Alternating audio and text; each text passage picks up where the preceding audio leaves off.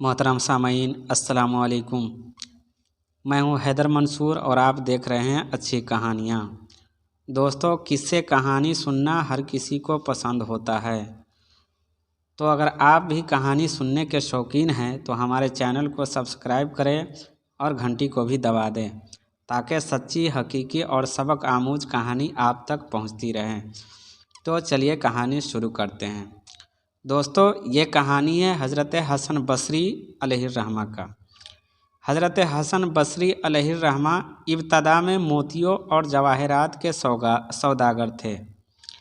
किस्म किस्म के मोती और जवाहरात आपकी तिजारत करते और बड़े बड़े बादशाहों के पास जवाहरात तोहफ़ा में ले जाकर पेश करते थे।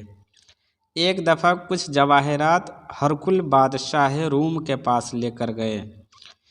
पहले वज़ीर से मिले और अपने आने और बादशाह की खिदमत में तोहफ़ा लाने का हाल बयान किया।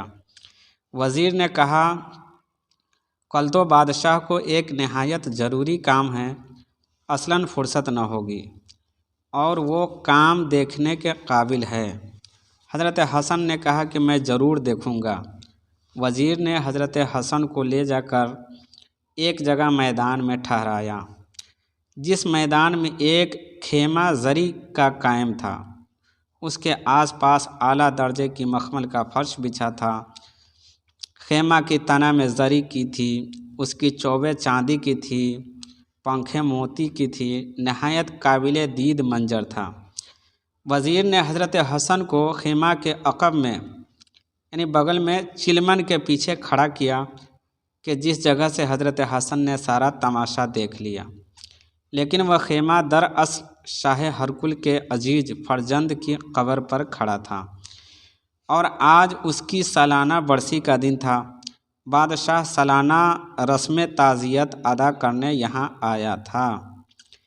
हज़रत हसन ने देखा कि पहले एक जमात मुक़द्दस ईसाई लोगों की अंदर आई और कब्र के पास खड़े होकर कुछ पढ़ने लगे और फिर रोने लगे और निकलकर चले गए। उसके बाद एक जमात तबीबों की और बड़े बड़े जी अक्ल लोगों की आई। ये लोग भी नंगे सर कब्र के पास खड़े होकर रोते रहे और थोड़ी देर के बाद निकलकर चले गए। उनके बाद फ़ौज के अफसरों की जमात नंगी तलवारें लेकर खेमा के अंदर आई। वह भी कब्र की सलामी उतार कर नाकाम वापस गई। फ़ौजी लोगों के बाद एक झुंड नौजवान औरतों का आया, जिसके सर के बाल खुले थे। उनके हाथों में सोने की थालियाँ थीं, जिनमें मोती और जवाहरात फिरे थे। उन औरतों ने कब्र का तवाफ़ किया और बहुत सा रोकर ये भी खेमा से बाहर चली गई। उन सब के बाद बादशाह खुद खेमा के अंदर आया और कब्र के पास खड़े होकर कहने लगा, बेटा, तू मुझे बहुत प्यारा था, मगर अफसोस तू मर गया। अगर मुझे मालूम हो जाए कि जिसने तेरी जान ली है वो इन बड़े बड़े राहिबों और पादरियों का कहा मान कर तेरी जान वापस कर दे, तो ये बड़े ईसाई राहिब इस काम के लिए तेरे पास हाजिर है। मगर मैं जानता हूँ कि उनके कहने से कुछ न होगा। अगर मुझे ये मालूम हो जाए कि अक्लमंदों और तबीबों की तदबीर करने से तेरी जान खुदा बख्श देगा, तो ये बहुत बड़ी जमात तबीबों और बड़े बड़े अक्लमंदों की तेरे कब्र के पास खड़ी है और तेरी रिहाई के लिए तदबीरें करने को मौजूद है। मगर मैं जानता हूँ कि तुझे ऐसे ज़बरदस्त ने मारा है कि उसके सामने किसी की तदबीर नहीं चलती।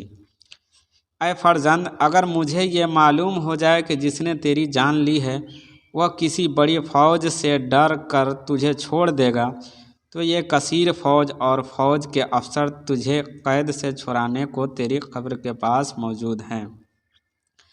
लेकिन जिसने तुझे कैद किया है वो ऐसा ज़बरदस्त खुदा है कि कोई फ़ौज उसके सामने कोई हैसियत नहीं रखती।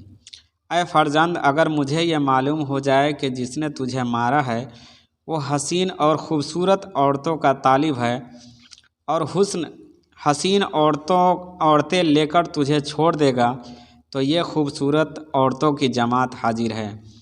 मगर मैं जानता हूँ कि वह हसीन औरतों का तालिब है, न माल जौहर का ख्वाहिशगार है, और वह तुझे किसी तरह न छोड़ेगा। इसलिए अब तुझसे फिर 1 साल के बाद 1 साल के लिए रुखसत होता हूँ।